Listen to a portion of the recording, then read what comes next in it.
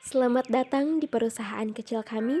Selama beberapa menit ke depan, kalian semua akan diajak berkeliling melihat lebih jauh tentang perusahaan ini bersama maskot kami yang lucu. Dia adalah Edots, lambang cinta dari perusahaan kami. Halo teman-teman semua, perkenalkan namaku Edots. Aku lambang cinta dari perusahaan ini. Seperti yang sudah dijelaskan sebelumnya, bahwa hari ini kita akan jalan-jalan mengelilingi perusahaan. Eits, sebelum itu kita kenalan dulu yuk bersama orang-orang hebat yang ada di belakang perusahaan Ruzaks Madedots ini. Yang pertama ada Muhammad Fatur Rahman. Dia berperan sebagai penanggung jawab dan kepala produksi. Jadi, dia yang mengatur akan menghasilkan berapa produk di setiap harinya. Dia juga yang bertanggung jawab atas semua anggotanya. Bisa dibilang dia adalah ketua dari perusahaan kecil ini. Kemudian ada Alia Wildania. Dia berperan sebagai desain grafis. Dia yang membuat logo, poster promosi, dan juga membuat aku. Selain itu, dia juga melakukan promosi, produksi, dan pemasaran. Selanjutnya, ada Atta Muhammad Zaki. Dia berperan di bidang pemasaran. Dia yang mendistribusikan produk kami. Nah, lalu ada Lulu Awalia Maskur. Dia berperan sebagai penanggung jawab bahan. Jadi, dia yang pergi ke pasar dan menyiapkan bahan untuk kami olah. Dia juga melakukan produksi dan pemasaran. Kemudian ada Muhammad Aulia Fatir. Dia berperan di bidang promosi, produksi, dan juga pemasaran. Selanjutnya ada Rismawati. Dia sama dengan Atta yang bergerak di bidang pemasaran. Dan yang terakhir nih, ada Salsa Dewika Putri. Dia berperan di bidang produksi dan juga pemasaran. Aduh, ternyata menemani kalian jalan-jalan membuatku capek juga. Untuk perjalanan selanjutnya, kalian akan ditemani oleh Titi Peli ya. Aku akan istirahat dulu sebentar. Baiklah, perusahaan kecil kami menjual produk berupa rujak yang sudah dimodifikasi dengan ditambahkan rice paper sebagai pembungkus. Rujak yang kami hasilkan bisa dimasukkan ke dalam jenis makanan tradisional yang dimodifikasi serta makanan fungsional. Karena seperti yang kalian tahu, rujak berasal dari daerah Jawa dengan bentuk yang biasanya seperti ini atau ini. Nah, kemudian kami melakukan inovasi dengan merubahnya menjadi seperti ini, mirip dengan salad Vietnam atau spring roll. Nah, dan rujak pun berbahan dasar buah-buahan, di mana buah-buahan ini mengandung banyak vitamin dan berkhasiat untuk kesehatan tubuh. Selain alasan tersebut, kami memilih produk ini untuk dijual yaitu karena lidah bangsa Indonesia cenderung menyukai makanan yang berasa asam, manis, pedas, dan gurih. Oleh karena itu, kami memilih untuk membuat rujak dengan menggabungkan semua cita rasa yang disukai bangsa Indonesia, ditambah dengan inovasi merubah tampilan dan kemasan, serta menambah kondimen. Selain bahannya yang mudah didapat, produk yang kami buat bergizi tinggi karena berasal dari buah-buahan segar. Produk ini pun digemari banyak kalangan dimulai dari muda, remaja, hingga dewasa.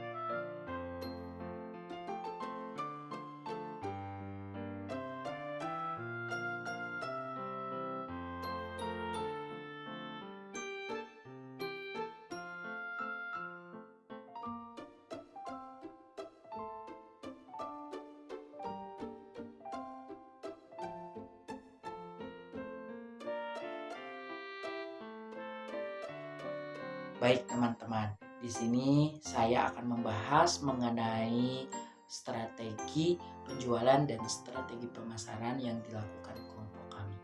Langsung saja, yang pertama kita bahas strategi penjualan. Nah, kelompok kami pertama melakukan analisis pasar, di mana analisis pasar ini sangat diperlukan. Tujuannya untuk apa sih? Nah, teman-teman, tujuan dari analisis pasar ini yaitu untuk mengetahui sasaran konsumen yang akan membeli produk kita. Yang kedua, ada rencana penjualan. Nah, teman-teman, sebelum melakukan penjualan, teman-teman wajib melakukan rencana penjualan terlebih dahulu.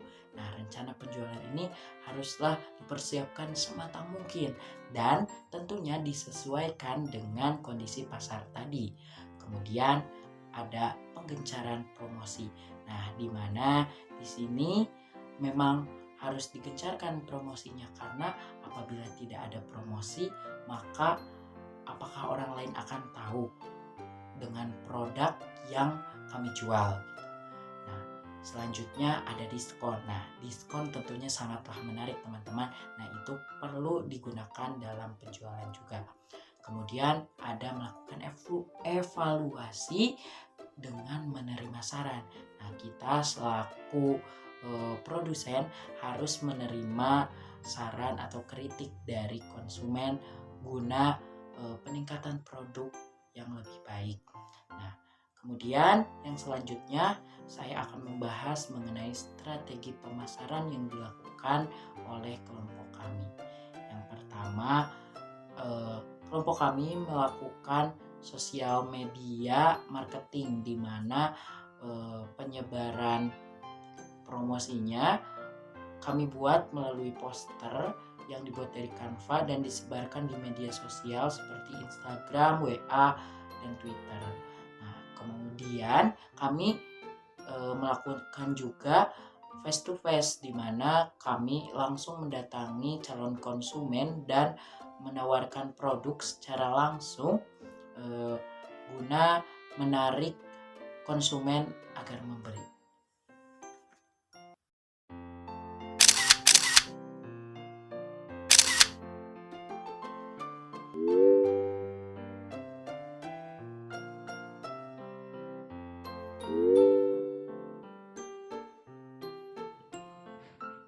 Baiklah teman-teman, sekarang kita masuk ke HPP dan harga jual. Nah, hanya sekedar mengingatkan bahwasannya HPP atau harga pokok penjualan adalah istilah yang mengacu kepada total biaya yang dikeluarkan oleh suatu usaha dalam proses produksi pada satu periode. Bisa digarisbawahi ya, total biaya. Nah, jadi ini adalah total biaya atau HPP yang kami keluarkan dalam melakukan produksi dengan menggunakan satu resep gitu. Yang pertama itu ada rice paper seharga 49.000, buah-buahan 51.000, gula merah 700 gram 15.000, kacang tanah seperempat kilogram 7.000, cup 15.000, parkir 5.000, gas 5.000, dan bensin 10.000. Untuk gas itu kan masuknya ke biaya overhead ya, bensin juga. Jadi di sini kita mengira-ngira aja. Karena kita nggak terlalu sering menggunakan gas, jadi kita menyimpan di angka nominal 5.000. Dengan jumlah semuanya jika dijumlahkan itu adalah 157.000. Nah, ternyata ketika sudah melakukan pengolahan dalam satu resep yang menghasilkan 25 pieces, ternyata ada sisa bahan nih, yaitu kalau diuangkan si sisa bahannya itu kurang lebih 55.000. Jadi dengan kata lain, HPP yang kami keluarkan untuk satu resep adalah 102.000. Nah, selanjutnya kita akan menghitung harga jual. Biaya produksi yaitu 102.000 dikurangi 25. Nah, 102.000 ini dari HPP tadi yang di satu resep, di mana satu resepnya itu menghasilkan 25 produk. Jadi hasilnya adalah 4.080 perak yang kita bulatkan menjadi 4.100 per unit. Nah, kami mematok persentase keuntungan kurang lebih 47%. Karena kami rasa ini udah cukup besar ya. Sehingga harga jual yang bisa kita gunakan yaitu adalah 4.100 dikali 47% ditambah 4.100, yaitu hasilnya 6.027 perak yang kita bulatkan lagi menjadi 6.000. Nah, untuk perhitungan hasil jualan kan tadi udah mematok harga jualnya, yaitu sebesar 6.000, di mana dalam satu resep kita menghasilkan 25 pieces, kita kali 25 pieces yang hasilnya 150.000. Nah, 150.000 ini kan 150.000, maaf ya. Ini agak belibet. 150.000 ini kan pendapatan di mana kita menjual satu resep. Nah, kita kurangi dengan modal awal si satu resep tadi, yaitu sebesar 102.000 yang hasilnya 48.000, di mana kita mendapatkan keuntungan sebesar 48.000 ini. Nah, jadi kesimpulannya, usaha rintisan yang kami lakukan membuahkan keuntungan sebesar 47% per produk. Tapi perlu diingat bahwasannya ini masih laba kotor. Kenyataannya di lapangan pun ada beberapa hal yang tak terduga terjadi. Misalnya, kami memberikan potongan harga untuk seseorang yang membeli banyak produk kami. Kami juga memberikan potongan harga kepada seseorang yang membeli produk kami di akhir gitu. Karena produk kami ini bersifat makanan basah gitu. Jadi nggak bertahan lama karena bukan awetan tadi. Karena udah kepepet banget di akhir, jadi kita memberikan diskon. Nah, jadi si 47% yang udah kami patokan itu nggak benar-benar pure semuanya bisa 47% gitu. Jadi ada beberapa keadaan yang mengharuskan kita mendapatkan keuntungan yang kurang dari segitu gitu. Jadi untuk seseorang usaha perintis, kalian harus siap dengan dengan keadaan yang nggak terduga-duga gitu. Misalkan kita melakukan plan seperti ini, tapi kenyataannya di lapangan seperti ini. Tapi kalian jangan takut, kalian harus kembali mencobanya, karena kita nggak tahu di kali keberapa kita bisa mendapatkan keberhasilan. Mungkin seperti itu. Kesan dan pesan mengenai diadakannya ujian praktek ini.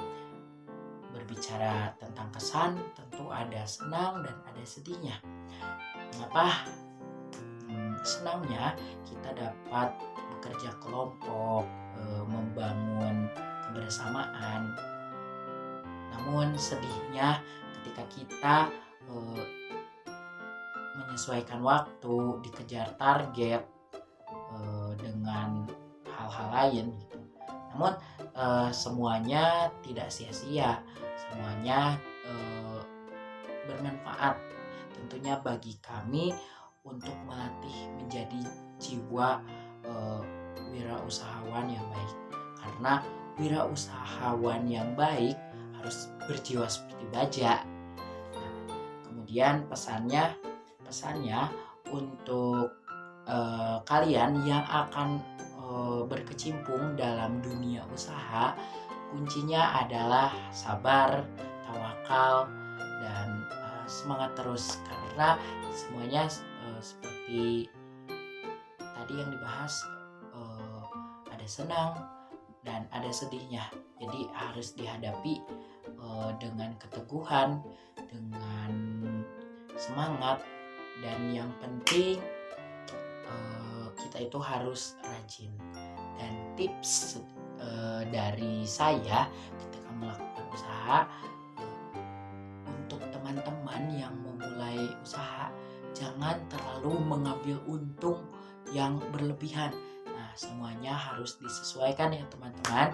Nah, kemudian saran dari saya, utamakan rasa, karena apabila rasa atau kualitas produk kita bagus, maka pelanggan akan terus membeli produk kita gitu yang kita buat, dan tidak akan ada pesaing yang dapat mengalahkan cita rasa khas dari apa yang kita buat.